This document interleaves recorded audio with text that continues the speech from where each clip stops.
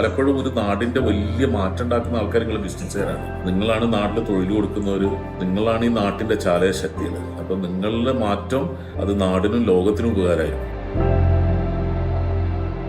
Hello, hi, good evening to all. അസ്സലാമു അലൈക്കും, നമസ്കാരം. എല്ലാവരോടും ഒരു സന്തോഷ വാർത്ത അറിയിക്കാൻ വേണ്ടിയിട്ടാണ് വന്നിട്ടുള്ളത്.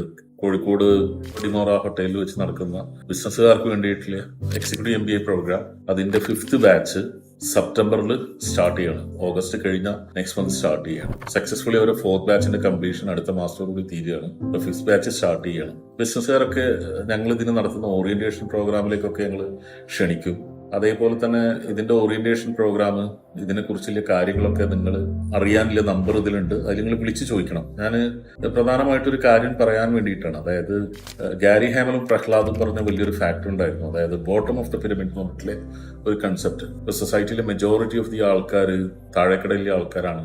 അവർക്ക് വേണ്ടിയിട്ടുള്ള പ്രൊഡക്ട്സുകൾ ഇന്ത്യൻ കമ്പനികൾ, ലോകത്തിലെ കമ്പനികൾ ഉണ്ടാക്കണമെങ്കിൽ MNC കമ്പനികളും അതേപോലെ തന്നെ ഇന്ത്യയിലെ പ്രധാനപ്പെട്ട കമ്പനികളുടെ ഒക്കെ ഒരു ഫോക്കസ് പോയിരുന്നത് അങ്ങനത്തെ വളരെ പ്രൈസ് കോൺഷ്യസ് ആയിട്ടുള്ള പ്രൊഡക്റ്റുകൾ ഉണ്ടാക്കുന്നതിലായിരുന്നു. പക്ഷെ ഇന്ന് ഗോൾഡ്മാൻ സാക്സ് ഇറക്കിയ വലിയൊരു റിപ്പോർട്ടിന്റെ അടിസ്ഥാനത്തിലാണ് അവർ പറയുന്നത് ഇന്ത്യയിലെ അഫ്ലുവന്റ് ആയിട്ടുള്ള ആൾക്കാർ 100 മില്യൺ ആവാൻ പോവുക.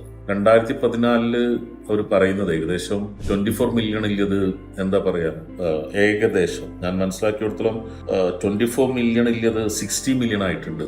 ഇന്ത്യയിൽ $10,000, അതായത് ഏകദേശം 8,30,000 റുപ്പീസ് വാർഷിക ഇൻകല്യ ആൾക്കാർ. അപ്പൊ ഇവരുടെ ഒരു പ്രത്യേകത എന്ന് പറഞ്ഞാൽ ഇവർ എക്സ്ട്രീംലി പ്രീമിയം കാറ്റഗറി സാധനങ്ങളാണ് എല്ലാത്തിലും എന്താവുന്നത്, ഇഷ്ടപ്പെടുന്നത്. ഇപ്പൊ ഹിന്ദുസ്ഥാൻ യൂണിലിവർ കഴിഞ്ഞ വർഷം ഇറക്കിയ 70% പ്രൊഡക്റ്റും പ്രീമിയം പ്രൊഡക്റ്റുകളായിരുന്നു. ഇവൻ ITC വരെ.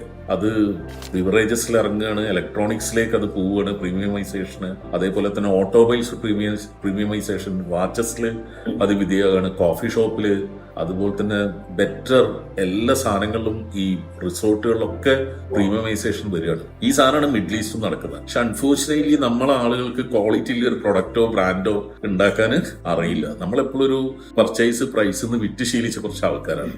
എനിക്ക് തോന്നിയിടത്തോളം ഈ ഒരു സംഭവം നമ്മൾ എടുക്കണമെങ്കിൽ, ഇതിനെ നമ്മൾ ക്യാപിറ്റലൈസ് ചെയ്യണമെങ്കിൽ, ഇതിനെ നമ്മൾ മുതലാക്കണമെങ്കിൽ നമ്മൾ ശരിക്കൊരു ക്വാളിറ്റി മാനേജ്മെന്റ് സിസ്റ്റത്തിൽ ഒരു ക്വാളിറ്റി പ്രൊഡക്റ്റും ഒരു ബ്രാൻഡിന്റെ വിഷനൊക്കെ വെച്ചിട്ട് നമ്മൾ ഇതിനെ ചെയ്യേണ്ടതുണ്ട്. അപ്പൊ അതിലേക്കുള്ള ഒരു HR, അതിലേക്കുള്ള ഒരു എന്താ പറയാ ഫിനാൻസ്, അതിലേക്കുള്ള ഒരു സ്ട്രാറ്റജി, അതിലേക്ക് ഇല്ല ഒരു 10-40-50 വർഷത്തേക്കുള്ള ഒരു സ്ട്രാറ്റജിക് പ്ലാനിങ്, ഈ കാര്യങ്ങളൊക്കെയാണ് സത്യത്തിൽ ഈ പ്രോഗ്രാമിൽ നിങ്ങൾക്ക് തരിക. അപ്പൊ നിങ്ങൾ അതിന് തയ്യാറായിട്ട് എന്താവണം, വരണം.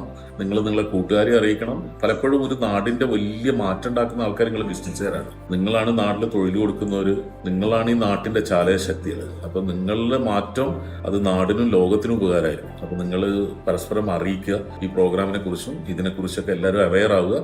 താല്പര്യമുള്ളവർ വന്ന് ജോയിൻ ചെയ്യുക, പ്രോഗ്രാമിൽ പാർട്ടിസിപ്പേറ്റ് ചെയ്യുക.